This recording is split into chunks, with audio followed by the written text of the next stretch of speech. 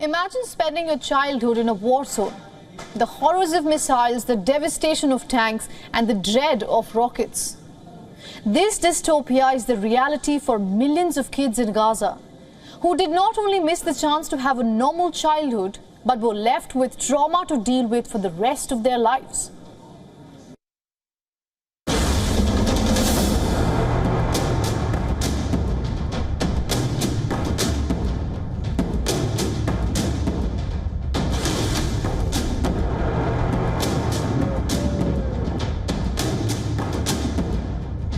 Being born and brought up in violence,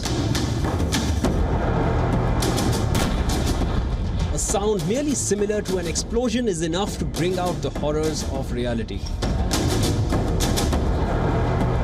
What should have been a happy, holistic childhood is now synonymous with war trauma for thousands of Palestinian children.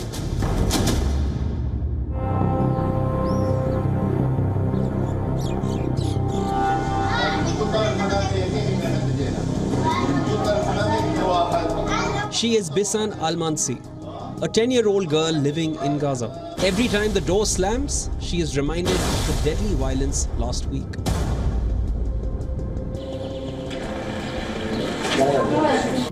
Israel and Palestine were engaged in deadly hostilities that claimed dozens of lives.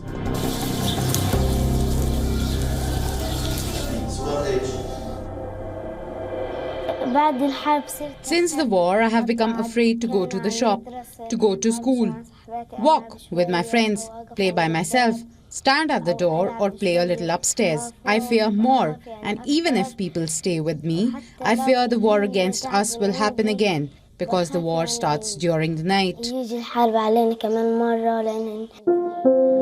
This new Palestinian generation has witnessed multiple incidents of violence.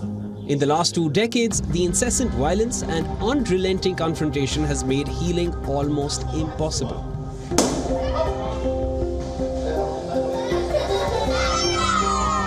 As the causes remain unchanged, almost a quarter of Gaza enclaves 2.3 million children who are in need of mental help.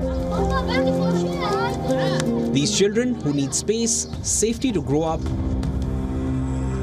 have been forced to spend their crucial years under a crippling blockade enforced by Israel on one side and Egypt on the other. Some behavioral problems have appeared among the children, including intense fear and panic during sleep and at night hours, and also when hearing any sound that the children connect with, the sound of shelling. This is an emotional connection formed as a result of the events and circumstances that they have been through. Security in Gaza is a distant dream. There are no bomb shelters. Over 50% of the population lives under poverty, and healthcare is nearing its collapse. For millions of its residents living under Israeli threat, medical services are limited, movement is severely restricted, while the scars on their minds continue to run deep.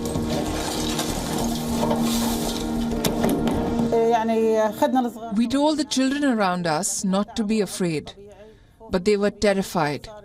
An unnatural fear, they began to scream and shout out, and we managed to calm them. We calmed the situation for a while, but alas, fear remains planted in their hearts. Before this, there was nothing within them. I mean, they were 100% natural children. I mean, now they make disturbed movements. We can't stand their movements. Sometimes I cry. United Nations officials and Palestinian mental health experts say there needs to be a long-term solution to the decades-old conflict. All parties must come to a middle ground, one that prevents a repetition of wars and is sustainable.